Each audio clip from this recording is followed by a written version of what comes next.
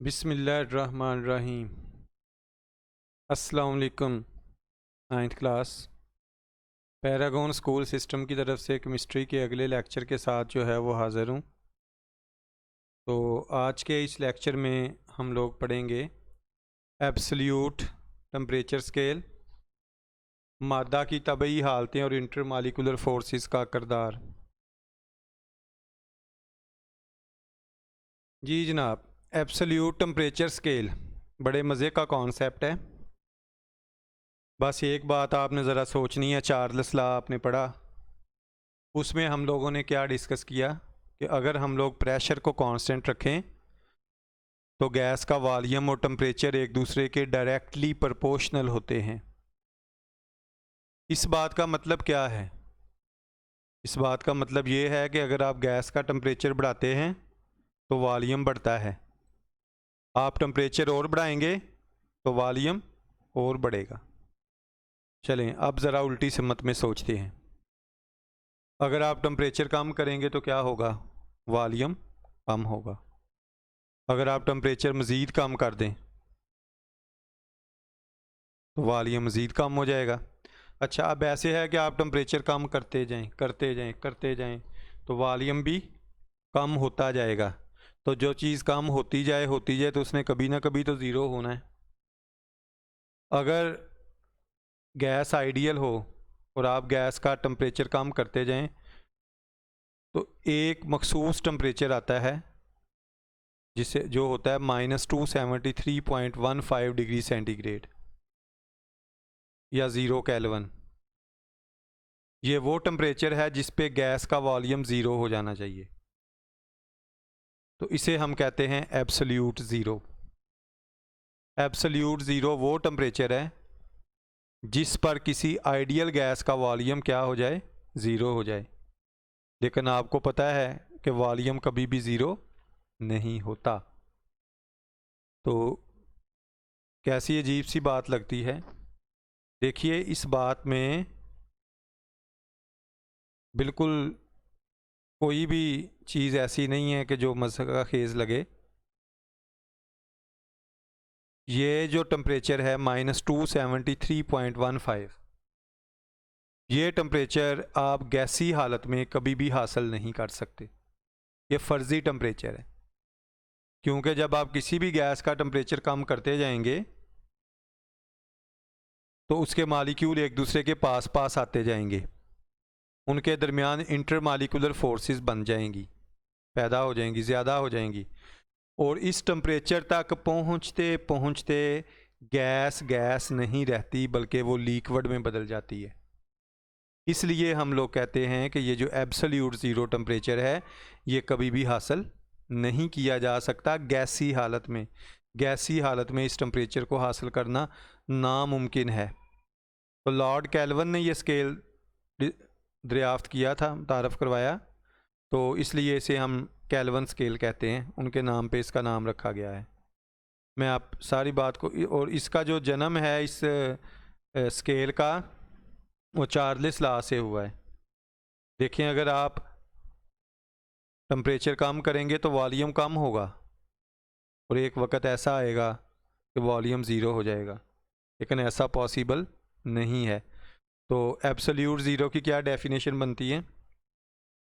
-273.15 degree centigrade वो scale, वो temperature है जिस पर किसी भी चीज़ गैस का वॉल्यूम ज़ीरो हो जाएगा, तो इसे हम एब्सोल्यूट ज़ीरो कहते हैं। तो ये एक नया टेम्परेचर स्केल हमें मिल गया जिसे हम केल्विन स्केल कहते हैं। देखिए, ये सेल्सियस स्केल है, ये उसका नेगेटिव साइड दिखाई गई है -273 डिग्री, -200, -100, 0 और अपवर्ड। और ये केल्विन स्केल है। केल्विन स्केल 0 केल्विन से स्टार्ट होता है और फिर अपवर्ड जाता है।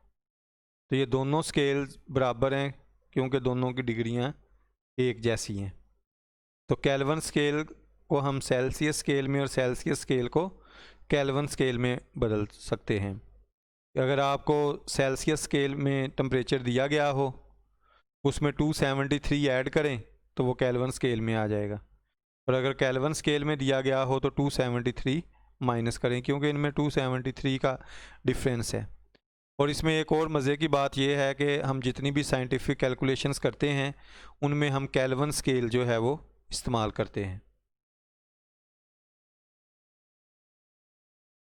जी नेक्स्ट है जी मादा की तभी हालतें और इंटरमालिकुलर फोर्सेस का किरदार।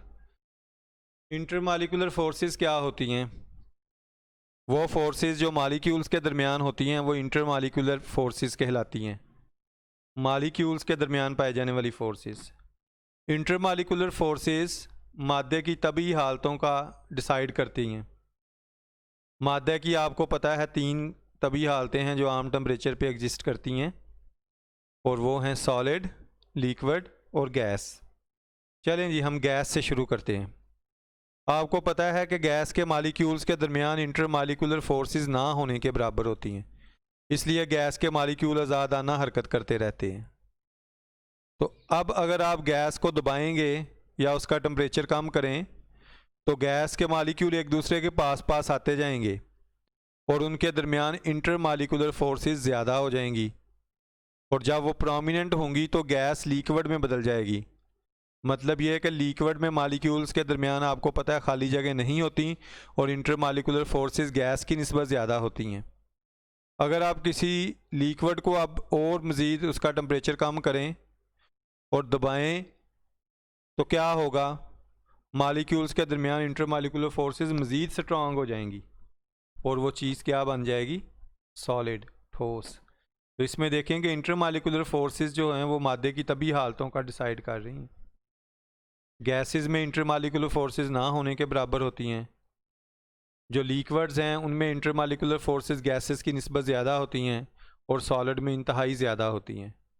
इसके अलावा आपको पता है कि जो तभी खसूसियात हैं गैसेस, माया और गैसेस वगैरह की, डिफ्यूजन, इवेपोरेशन, ये जो चीज़ें हैं, बॉइलिंग पॉइंट वगैरह, वेपर प्रेशर, ये सारी चीज़ें जो हैं इन पर इंटरमालिकुलर फोर्सेस असरअंदाज होती हैं।